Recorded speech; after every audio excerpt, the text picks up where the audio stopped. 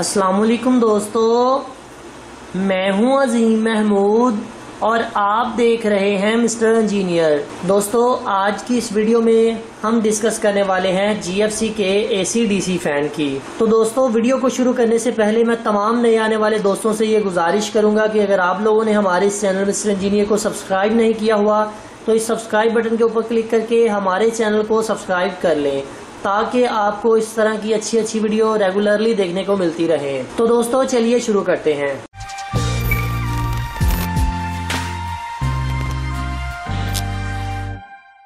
जी तो दोस्तों, सबसे पहले बात कर ली जाए कि ये AC DC होता क्या है। सबसे पहले आप लोगों के जहन में जो ये AC DC का चक्कर है इसको क्लियर करना ज़रूरी है। तो दोस्तों, कोई भी पंखा ले लें, ये तो GFC है ना, इसके अलावा कोई भी फैन ले लें, AC DC का मतलब ये होता है कि वो AC पे भी चलता है और DC पे भी चलता है। एक सिंपल DC पंखे और AC DC पंखे में सिर्फ एक बोर्ड का फर्क होता है जो कि आप लोगों को ये नजर आ रहा है। अब ये जो इसका बोर्ड है ये GFC के AC DC फैन का बोर्ड है और यहाँ पर जो आप लोगों को बोर्ड नजर आ रहा है वो GFC के सिर्फ DC फैन का बोर्ड है। सो दोस्तों, AC DC का मतलब ये होता है कि वो AC पे भी काम करता है और DC पे भी काम करता है। अब AC क्या चीज़ है? AC का मतलब है आपके घर में जो एक नॉर्मल फैन लगा होता है जो कि AC 220 वोल्ट के ऊपर ऑपरेट होता है, AC DC फैन उस पर भी चलता है। और DC का मतलब ये है कि अगर आप इसे 12 वोल्ट बैटरी से देते हैं या सोलर पैनल लगाकर बैटरी चार्ज करके उससे आप इसे 12 वोल्ट देते हैं तो ये उस पर भी वर्क करेगा। इसमें फ़र्क सिर्फ इतना सा होता है कि जब तक आपकी 220 वोल्ट की वोल्टा की पावर सप्लाई अवेलेबल होती है तब तक ये पंखा उस वोल्टा की सप्लाई के ऊपर चलता रहता है।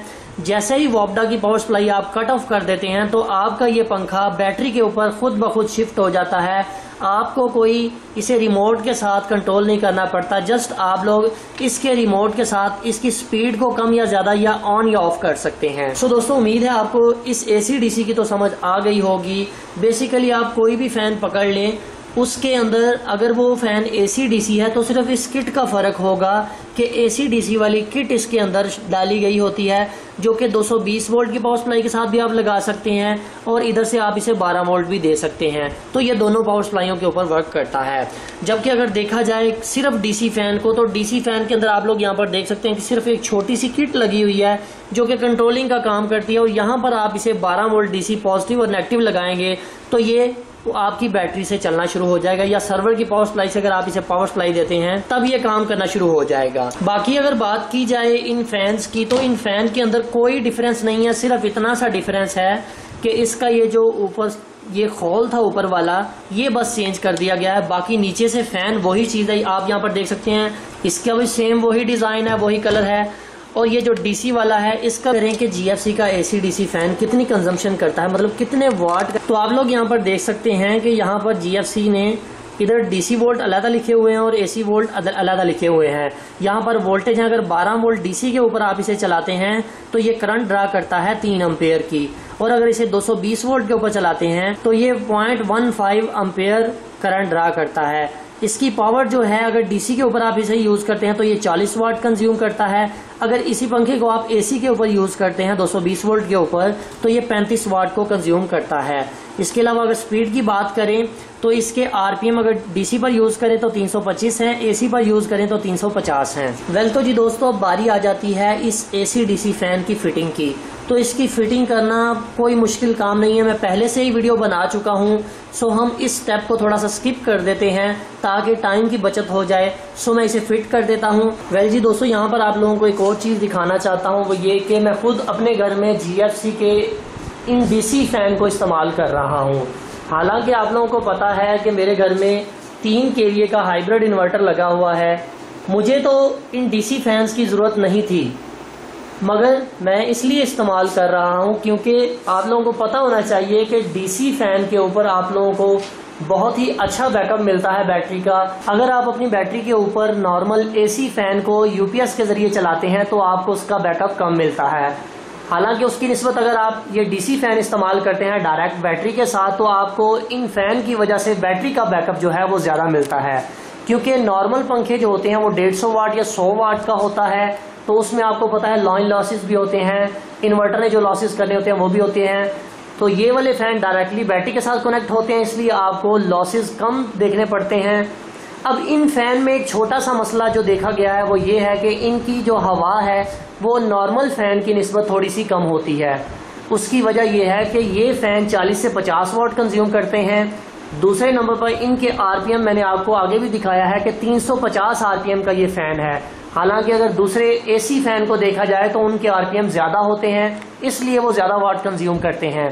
सो हम यूं कह सकते हैं कि एसी फैन और इन डीसी फैन के अंदर हवा को लेकर 19-20 का फर्क जरूर होता है।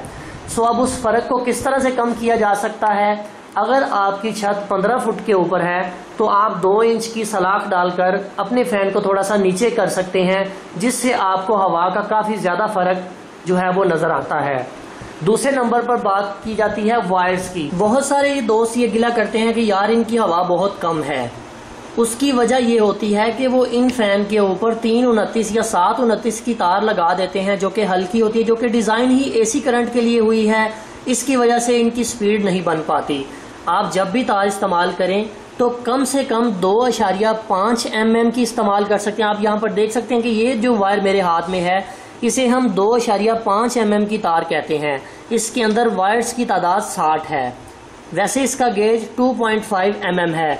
आप कम से कम इस तार को इस्तेमाल किया करें तो आपको इंशाल्लाह अच्छी हवा मिलेगी। नहीं तो आप कोशिश करें कि 4 mm वाली तार इस्तेमाल करें। आप ये देख सकते हैं जो मेरे हाथ में है ये 4 mm की तार है। इसका भी बहुत बड़ा फायदा ये होता है कि करंट जो है वो आसानी से पास हो जाती है और आपको आगे जो आपका पंखा होता है वो अच्छी हवा देता है। यहाँ पर एक और मसला बहुत ज्यादा देखा गया है, वो ये कि कुछ दोस्त कहते हैं कि यार हमने अपने घर में 2 पंखे लगाए हैं, जब हम दोनों को ऑन करते हैं तो एक फुल स्पीड से चलता है, दूसरा आहिस्ता चलता है। इसकी क्या वजह है? उसकी वजह ये होती है कि हम दोनों पंखों को एक ही तार के ऊपर इस्तेमाल कर रहे होते हैं, जिसकी वजह से लाइन लॉसेस बहुत ज्यादा होते हैं। कोशिश करें जब भी अपने ये डीसी फैन आप लगाएं तो हर पंखे के लिए अलग-अलग तार इस्तेमाल करें। लेट्स सपोज कि अगर मैं ये 2 पंखे इस्तेमाल कर रहा हूं तो एक पंखे के साथ मैंने इस तार को कनेक्ट कर देना है और अपनी बैटरी तक लेकर चले जाना, बैटरी में लगा देना है। अब अगर मैं इसे भी इस्तेमाल करना चाहता हूं तो इसके साथ भी एक अलग से तार लेकर इसके साथ लगाऊंगा और उसे भी बैटरी तक ले जाऊंगा और बैटरी में जाकर लगाऊंगा। इससे आपको दोनों पंखों के ऊपर फुल स्पीड देखने को मिलेगी। सो दोस्तों, मैं जरा जल्दी के साथ इनकी फिटिंग कर लेता हूं और इनको ऊपर छत में लगाकर इसकी हवा चेक कर लेते हैं कि इसकी हवा कितनी सी है। वेल तो जी दोस्तों, हमारा पंखा ऑलमोस्ट जो है वो फिट हो चुका है। जस्ट ब्लेड लगाने हैं। यहाँ पर कनेक्शन आपको समझाना चाहता हूँ कि ये जो नीचे से जो जैक आ रहा है फैन से, ये सीधा यहाँ पर लग जाएगा आगे, जहाँ पर इसकी ये स्लॉट बनी हुई है। यहाँ पर आपने डीसी वोल्टेज देने, ऊपर लिखा भी हुआ है, ये सोलर का और बैटरी का निशान भी है।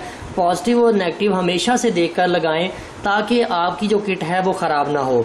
यहाँ पर लिखा हुआ है AC 220 वोल्ट, तो यहाँ पर आपने AC 220 वो वाले वोल्ट अप्लाई करने हैं जहाँ पर आपका पहला AC वाला पंखा लगा होता है, या जो 220 वोल्ट की पावर सप्लाई है आपने वो यहाँ पर लगानी है। मतलब कि 220 जो कि आम तौर पर हम पंखों में लगाते हैं वो वाली तारें यहाँ पर आपने लगा देनी है। सो मैं इसको ज़रा जल्दी के साथ फिट कर देता हूँ ऊपर, फिर देख लेते हैं। वेल जी दोस्तों, बारी आ जाती है इसको फाइनल टेस्ट करने की। आप लोग यहाँ पर देख सकते हैं हमने इस AC DC फैन को ऊपर अच्छी तरह से फिक्स कर दिया है। तो अब हम इसे बोर्ड से ऑन कर लेते हैं। अभी मैंने इसकी AC पावर सप्लाई ऑन की है। 2 दफ़ा से बजर चलेगी, फिर ये आहिस्ता आहिस्ता से घूमना स्टार्ट कर देगा। सबसे पहले इसकी AC के ऊपर हवा को चेक करते हैं, उसके बाद हम DC के ऊपर चेक करेंगे। आप लोग यहाँ पर देख सकते हैं कि काफ़ी अच्छी हवा है AC के ऊपर। AC 220 वोल्ट के ऊपर अभी चल रहा है। अभी हम चलते हैं बैटरी के पास। बैटरी के पास जाकर हम इसकी जो दोनों वायर्स हैं उनको लगाते हैं। अभी हमने एक तार को उतारा हुआ है। अब यहाँ पर कई दोस्त ये पूछते हैं कि यार अगर हम इसकी DC तारों को बैटरी के साथ लगा रहने देंगे और AC को भी ऑन कर देंगे तो कोई नुकसान तो नहीं होगा।